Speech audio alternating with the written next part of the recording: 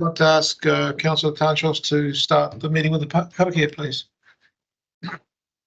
Tēnā tātou, tēnei te mihi kia tātou, ko tai mai, tēnei hui whakahene. Kei no tātou. Whakataka te hau ki te uru, whakataka te hau ki te tonga, kia mākina kera ki uta, kia mātaratara ki tai. E hi ake ana te ātākura, tio, he huka, he hauhu, ti hei mauriora. Thank you, Councillor Tanchos. Meeting notices are sort of a standard feature these days. Live streaming, well, do we need to say that? No. Health and safety notice. In case of an emergency, please follow the building wardens or make your way to the nearest exit. The meeting point is located across the Peace Park over yonder. Bathroom facilities haven't moved. They're in the same place as usual. They're located opposite the chamber in the foyer entrance. That's off Margaret Mahi Court. Apologies. I have a apology for early exit from Councillor Rangiaho, who has to go somewhere at 10 o'clock.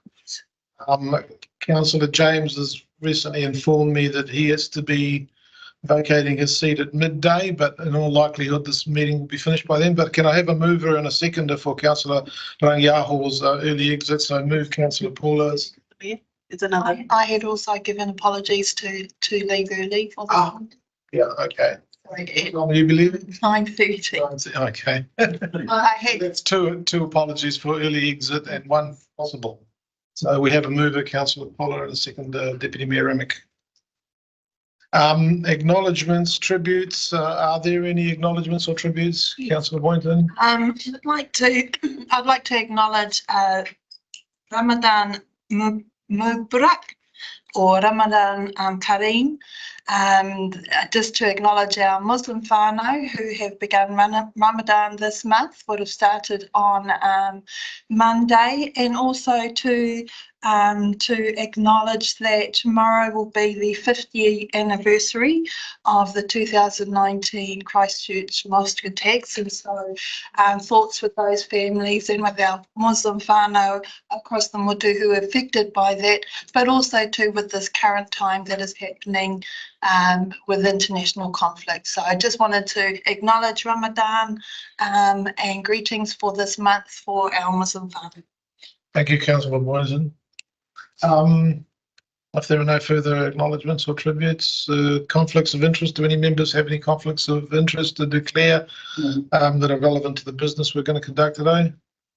No, thank you. Section 6, public participation. There is no approved pre-request for public participation at the meeting. We'll move on to Section 7, which is confirmation of council meeting minutes. We should note that the agenda stated 29th of December, it really should be 21st of December. That's been noted. If anybody has any corrections or observations to make before I call for a mover and a seconder, any observations, corrections? Do I have a mover and a seconder for those? Move Councillor Isles, seconder Councillor James. All those in favour that the council confirm the minutes of the council meeting held on the 1st of December 2023 is true and correct, say aye, please. Aye. Against? We're at Section 8, recommendations and minutes from standing and other joint committee meeting minutes. 8.1 is on page, there was a recommendation from the RAC, or the Risk and Assurance Committee, about relating to the credit rating proposal. That's on page 12 of the agenda. For anyone that's listening online, the RAC, the Risk and Assurance Committee is we will get to that in a minute. The Risk and Assurance Committee is a standing committee with an independent chair, and Stuart Henderson that's online. It's there to carry out oversight functions and evaluate risk and actions that we might be able to take. So it's in response to those risks. It has a whole slew of functions which I won't go into, but it's essentially an oversight committee. And I propose to add the motion to the motion so that it's clear what action will follow. The motion would read that the council approve the proposal to seek credit rating in order to enable the CFO Gary Connolly, and the General Manager of Business Partnering to then instigate the appropriate action in applying for a credit rating. Does anybody have any objection to that modification? It seems fairly logical to me. Does anyone want to have any questions of that RAC? I mean, I'll just make a few comments on it. We currently have a debt limit set at 75% of revenue, sitting at about 160.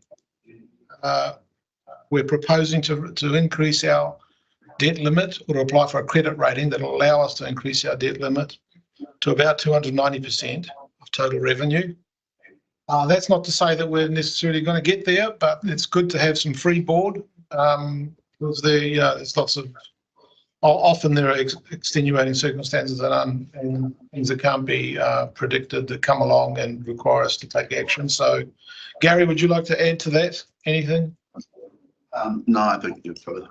Yeah, the RAC or the Risk and Assurance Committee has looked at this in some detail and they've made their recommendation. Does anyone have any questions on that? Thank you, Worship. Gary, does that allow us to have a better interest rate as well? Yeah, it does. So I think when the council looked at it last time, the level of debt versus the rating cost and the interest saving benefits didn't have a ROI. I expect this at least to cover the cost of having the rating. I think realistically within 1 or 2 years it'll be providing like a 50% benefit to the cost. So yes, it will drop the overall interest rate. It does increase the cost to maintain it, but more the pay for itself. I hear some funny noises coming from you, Stuart. Would you like to add anything to what Gary has said? Oh, Maureen, thanks, Mayor. Lucas, I just wanted to support this proposal. I think that Whakatane District Council is really joining pretty much the rest of the local government sector. It's just part of the evolution of this council in terms of its prudent debt management and financial management. There are 36 councils in this country that have an external credit rating. We'll be joining them. It will provide us with cheaper funding. Will provide the public with comfort that we're being financially managed and we're financially strong. I think that it's just the natural evolution of this council. Yeah, thank you, Stuart. And just for the benefit of those listening, Stuart Henderson is our local guru on matters to do with debt. He was instrumental in setting up the local government funding agency, which we rely on for our loans, which is a pretty powerful facility that we have. So thank you, Stuart.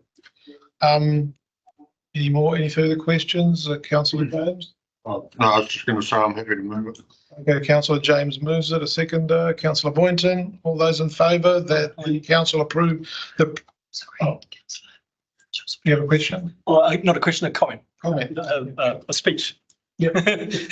Just a short speech. I was just going to say that I really welcome this coming before us. This was first mooted, I think, in the last triennium. Thank you. And at the time we were interested. It's great to see that it's been developed to the point where we can actually make this application. And yeah, thank you to all the staff who's kind of helped put this together. Perhaps I can, Stuart, what do you think our chances, once the application goes in, what would our chances be? They be quite reasonable? You'll definitely get a credit rating, Mayor. I think, look, I would, back of the envelope, I think you'll either come in as a AA or a AA-, which will be very, very strong. Okay. Yep. Thank you for that, Stuart. So we have a mover and a seconder. Any other comments or discussion? No. That the council approve the proposal and seek credit rating and enable the CFO and the GM of business partnering to instigate the appropriate actions in applying for the credit rating. All those in favour? Against? We're at section 8.2, minutes of standing committees. Page 13 of the agenda. There's a whole swag of them here, about 5. I propose to take them all together. If anybody has any observations or corrections they want to make, please state them. Presumably we can't make corrections here. Which is obviously note them Right, oh yeah. and have them done later. Yep. Do I have a mover and a second? I'll move Councillor Isle, seconded Deputy Mayor Amick. That whole list of committee meeting minutes be received. All those in favour? Unless they're all, we have a resolution on that. We're now at the Mayoral and Chief Executive reports, section 9. The mayoral reports first. I'll largely take it as read. Report starts with a little bit of a preamble on state of the macro economy. Also, if there's things going on in the micro and local, and people have intel that they would like to share, please bring them forward, and we can talk about it as well. Don't know that there's anything else I really need to point out, but if anyone has any questions, I'm happy to answer them. We'll try to anyway. I have a question. Yep. So in your climate change part, page 18, you've requested to LGNZ to conduct a survey. In there, but if they fail to do this, then you're seriously questioning our membership in there. So what are you suggesting? My participation. Oh, your participation is that? But the reason for that is that I was at a meeting last year, and a call for show of hands was made as to who in the room considered climate change to be, not climate change, but emissions, carbon emissions to be important, and not many people really put their hands up. So I'd like that firmer footing, and they have given me a sort of an undertaking. So with that space, and see if we can have a poll of position on that. I understand your participation, but part of your report is our membership, which is of the council. Well, Just a comment on yeah, that. fair enough. The second one, I'm looking forward to the outcome of what Mike Smith is doing and taking those 7 companies to the High Court. Yeah, It's a first inside of that. yeah. Yeah, well, that's interesting, but it's sort of part of a whole of many actions worldwide, actually. I just added the 2 latest ones that I've heard about, but there are, I think, it's an ongoing thing, and so watch the space. Yeah. And I can follow. Sorry, just one on his report. And it's on page 20 in terms of the Regional Transport Committee. Yep. We've got 8 projects in total sort of there, but our top 2 projects are already on that list. I was just wondering, what were our top 2? Is it the top 2 out of the 8? Yeah, this goes through a vetting process by the so-called, which we have the Regional Assessment Group. We have a member, or more than one. I think we have one at least. They have a set of criteria that they evaluate the projects that we put forward on. So it's got nothing really to do with me. I'm not responsible for raising them. It's just that it's just come out that way according to the criteria, which I haven't listed there, but there's about 6 of them. Just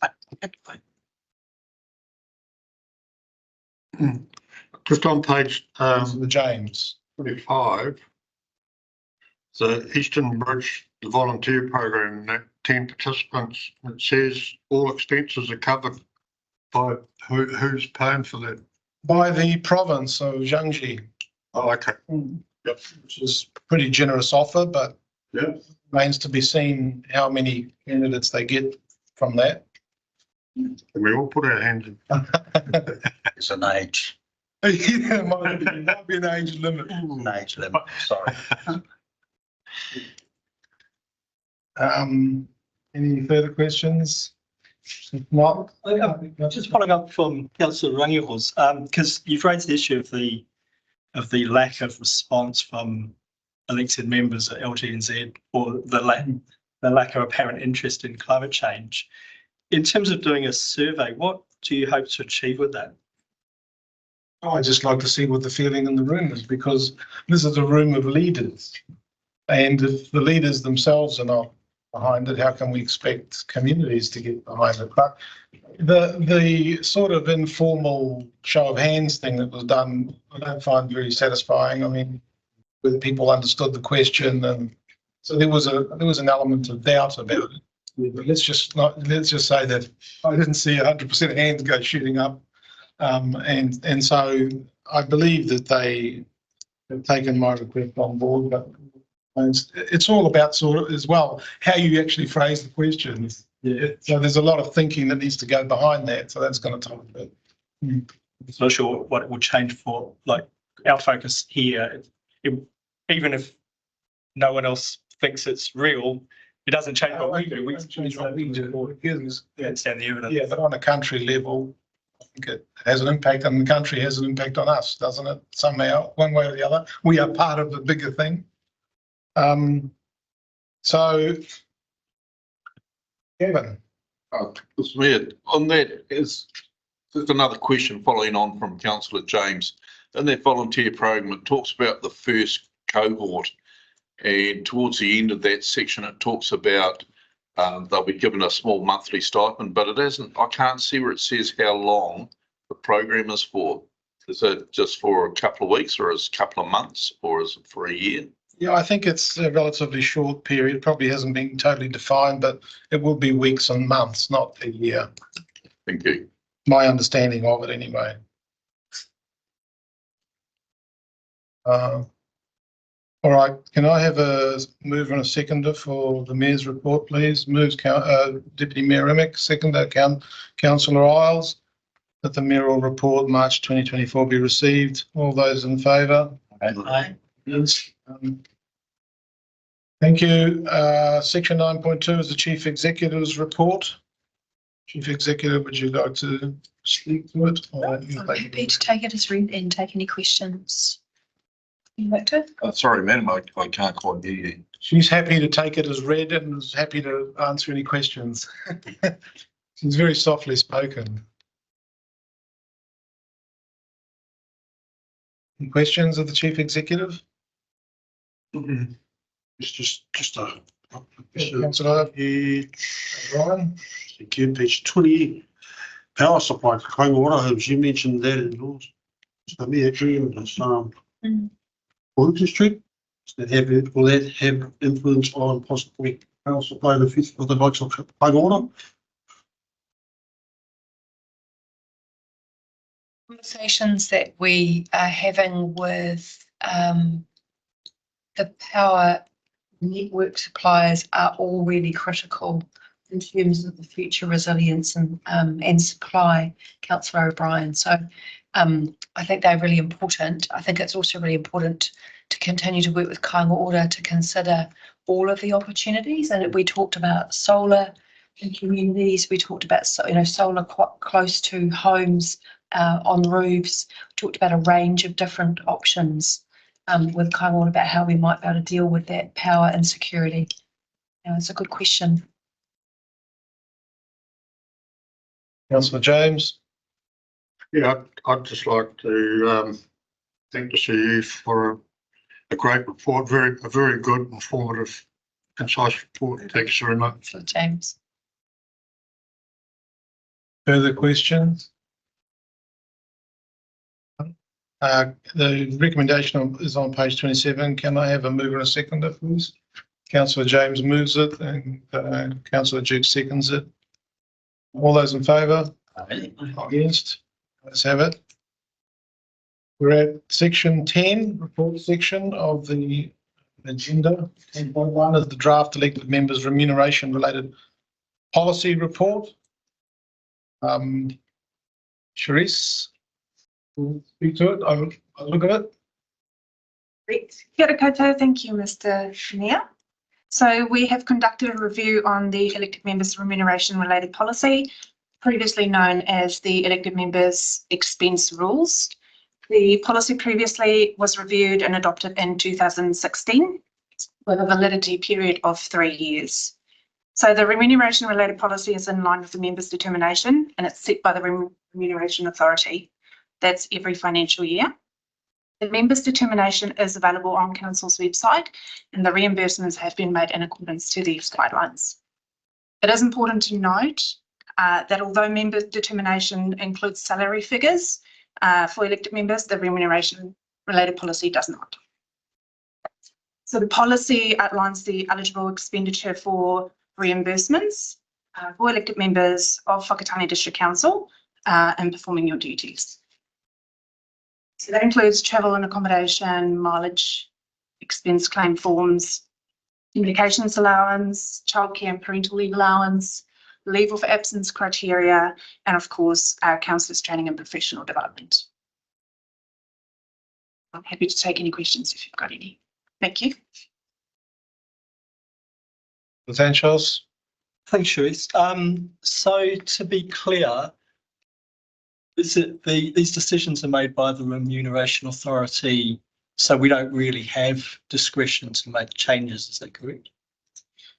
Correct. Through you, Mr. Chair. So if council doesn't stay within the limits of the members' determination, upon review of the policy, we are required to submit that back to the Remuneration Authority for them to then approve. We, however, are in line with the members' determination, so therefore Rem Authority wouldn't need to approve our policy once adopted. If I could follow up, there was only one thing in the draft policy that I really had issue with, which was the way I read it was that if so members are travelling on council business and can have their accommodation covered and meals covered. If a member chooses to stay with friends or relatives, you can claim $50, but then I cannot claim other expenses such as meals and incidentals. So it assumes that if you're staying with a friend, which we won't encourage people to do because it saves everyone money, but yeah, they have to feed you, which may be an unreasonable expectation and may be something a member doesn't want to insist on their host feeding them as well as putting them up for the night.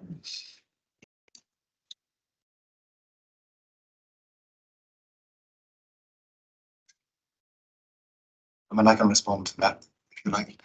I can respond to that if you like. It's just purely for audit purposes. I mean, there's nothing stopping you if you're staying with a friend, going out for dinner and claiming a receipt, and you can claim that money. But it's just for audit purposes. It's difficult to say that your friend is writing you a receipt that you're going to claim for. It's just not very clean. So I know it's difficult, but we're just trying to accommodate people when they go and give them options, but equally there does need to be an audit trail for money that you're claiming, and that's within the Remuneration Authority's determination.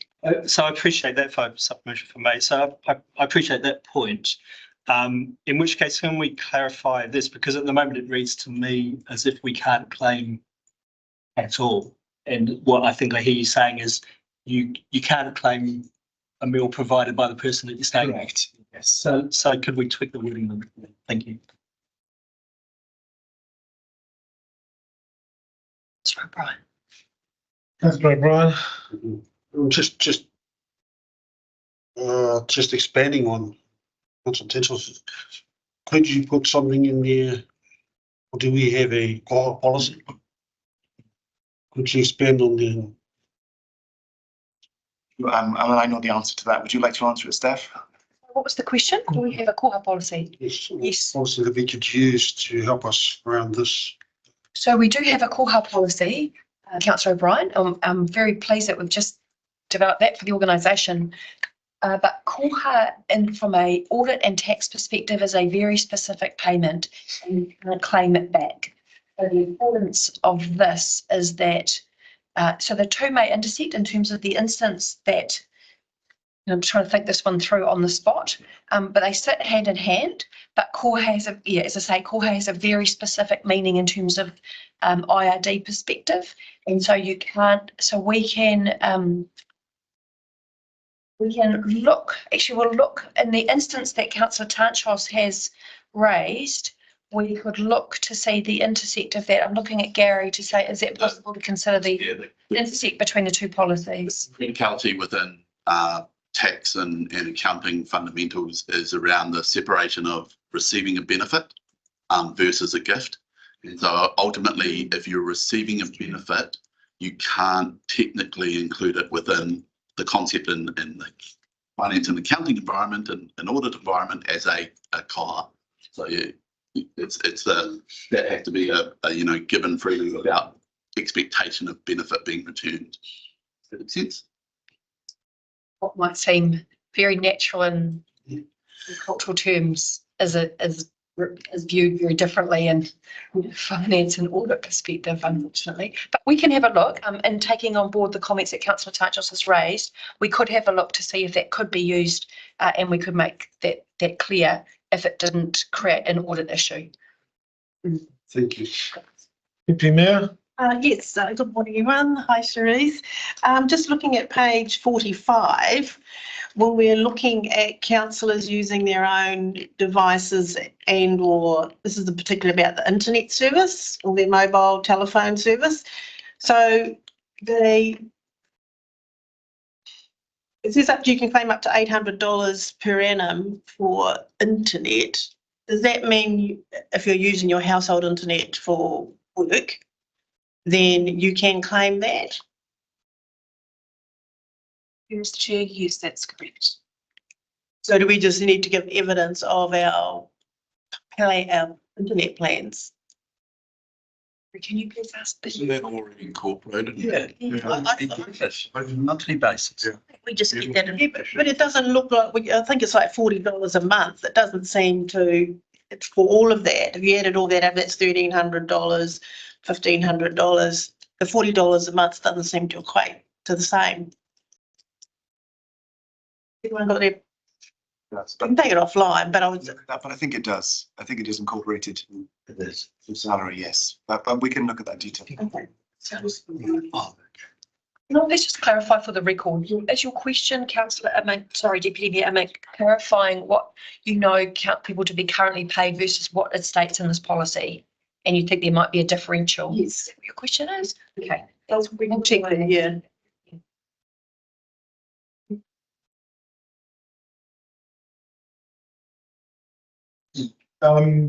I've got a question. I mean, I know we're talking about the policy, but just for members of the public and to avoid confusion, we're not talking about elected member remuneration, right? As in stipend or whatever you want to call it. That we were, but because elected members really don't get paid very much for the amount of time they invest. How will that process operate? The review of, inflation and all the rest of it, but it hasn't affected pay packets of councillors. So I can respond, Mr. Chair. So there is currently a review conducted by a remuneration authority on the members' determination, which happens every financial year. They have currently reached out to councils inquiring whether they're interested in making submissions. So I will be reaching out to my group from local government in New Zealand to see if they'll be doing a submission on behalf of councils and inquire that further so I can come. Thank you for that, Cherise. We'll do our own one as well, right? I just add one more point on that sometimes the difficulty with the submission on the members' determination through the remuneration authority is they don't indicate what changes they're looking to make. They give you the act and say, do you have any comments on the act? So, and sometimes you can give them 100 comments and they say, well, we're only actually interested in this one. So they never tell you the breadth of what they're consulting on, but we'll go via LGNZ and we'll bring some information back to you. Okay. If there are no further questions of verification, Councillor Rangiako, that wasn't a hand up, was it? No. Okay, can I have a mover and a seconder for those three recommendations, noting that recommendation 2 will have subject to changes discussed at the meeting tacked onto the end of it? Mover and a seconder, please. Mover Councillor Pullet, seconder Councillor Tanchos. Is there any discussion into that? No? All right. All those in favour for those three recommendations, please say aye. Aye. Yes, none. The ayes have it. Thank you. Cherise. Section 10.2 Community Funding Committee Delegations Report, pages 53 to 57 of the agenda. Emlyn, Hatch, or Frank will be speaking to it. Frank Begley. Thank you, Frank. It's all yours. Kia ora koutou. Frank Begley, Community Partnerships. And I'd just like to introduce Alina here, who's an intern from Germany, who's been with our team for a few weeks and she's going to be here for another month or so. So she's just sitting. Guten Morgen. That's all I know in German. So part of Alina's studying public service in Germany, part of the course she has to carry out an internship overseas, and then she'll be writing a report on a particular New Zealand local government matter. At the moment, she thinks she may go for hybrid working or flexible working, which is she's finding very, very different how they operate in Germany.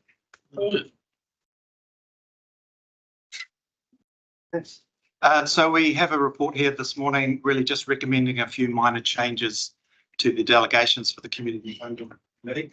The main ones being that these would allow us to hold an extra meeting if required during the year. Also to allow for extra funds to come into the program, again, if required. And it also links more closely to the community funding policy, which you'll recall we updated late last year. So really some minor changes, but are really allowing us to have more flexibility in the program for when new funds come along to allow us to do our business in a more practical way. That's essentially what we're trying to achieve here. And any questions? Any questions, Frank? I do agree that largely tweaking and seem quite eminently reasonable. So I've got nothing. Yeah, mover, Councillor Jukes, seconder, Councillor Rangiako. I don't propose to read all of that out, but there are 5 recommendations. Does anyone have any comment, discussion they want to introduce? Vote? No, nothing. All those in favour for those 4 recommendations, please say aye. Aye. Against? None. The motion is passed. We're at section 10.3, delegation to the hearing panel, application to vary encumbrance. So Thank you, Frank. I think I now understand what an encumbrance is. You do repeat it. Thank you, Mike. And thank you, Frank. We're on pages 58 to 63 of the agenda. Mike Avery, Manager of Resource Consents. So this report really asks Council to consider a delegation concerning the variation to an encumbrance that has been requested. It is in association with 2 proposals for subdivision, which are being put before Council staff. However, the hearings panel would not consider those subdivision applications unless there is a decision to refer to the hearings panel following notification. So this matter is simply related to the encumbrance. hope the report is fairly self-explanatory. Encumbrance is certainly just a condition, if you like, on a title, which requires a matter to be attended to or not attended to, as the case may be, by the property owner. In this case, there's a number of encumbrances, one of which prevents further subdivision applications being made. So happy to take questions. Councillor Dennis. I've always found it very frustrating that we set these rules about subdivisions and sizes of properties and things like that. But whenever anyone asks for a variation or a dispensation from the laws, we just grant it. And in this case here, we're going to give the hearings committee permission to remove the encumbrance so they can do their subdivision, then we're going to put it back on. But to me, that seems nonsense. Why don't we just remove all the encumbrances from all of the hoping? Because to be, and I especially get frustrated in other rural subdivision areas, say like Hog Road, where the size of the sections were limited to an economic sustenance point of view from their income to 20 acres. And as soon as someone asks for dispensation, we go, yep, you can have it. And all of a sudden we've got rural subdivisions of that nature are now down to 5 acres and 7 acres. And I have a look at the subdivisions heading out past Thornton Bridge towards Maratā. And they were, I think, restricted to 20 acres, and now they're down to 10, and now they're down to 5. And it's just, it's it that we never put anyone to ask for dispensation. We go, yep, you can have it. Then we put the conditions back on. It seems really strange. So I'll answer that in parts. This delegation is for the hearings panel to consider the matter. It's not a delegation telling them to actually grant the request. So they would have to consider it. And it's up to the hearings panel as to whether they would accept the request or not. In regard to the wider question of discretionary activities, etc., the subdivisions that you would be referring to would largely have been done earlier this century. And the district plan was strengthened substantially in 2017. And there have been very few undersized rural allotments on the rural plain since that time. So under very circumstances. So it really depends on the strength of the policies and the particular aspects of the application as to whether something is granted or not. But it's not, certainly not a given that an application for a discretionary activity would be granted. Supplementary, please. So from what you're saying, does, if I understand that right, that since 2017 we aren't as liberal in giving dispensation for outside of the rules, and from what you're saying, that by doing that it still allows any department in the hearings committee to be slightly flexible as per situations and circumstances. Is that what you're saying? So any application is assessed against the rules and policies of a plan. And so it depends on how it interacts with those as to whether it gets granted or not. I wasn't here in 2017 for the adoption of the plan, but I understand that in the time leading up to that, there was an issue around fragmentation of rural land, and I think it was certainly strengthened at the time. So does that allow you the discretion that if rural land isn't sustainably productive land, then you can allow relaxation of those rules to allow for increased housing as opposed to quality?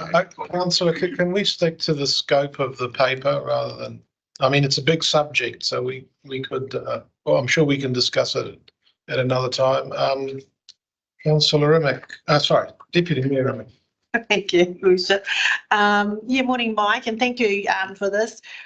Well, my question is, if we approve the encumbrance with the view that these people want to subdivide, looking at Ohiwa Parade, would we actually approve them to subdivide, bearing in mind climate change and weather impact reports? Because when the tsunami came in last time, You know, there are a number of properties in Scotland. Once again, Deputy Mayor, we're very broadening the scope of this. This is really about, you know, a hearing, and the hearing will determine, but, Okay. I mean, Delegated.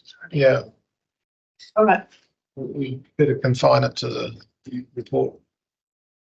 Any other cross-examinations? Happy to move the recommendation. Mr. Avery, yes, moved. I have a mover, councillor Isles, second councillor Puller.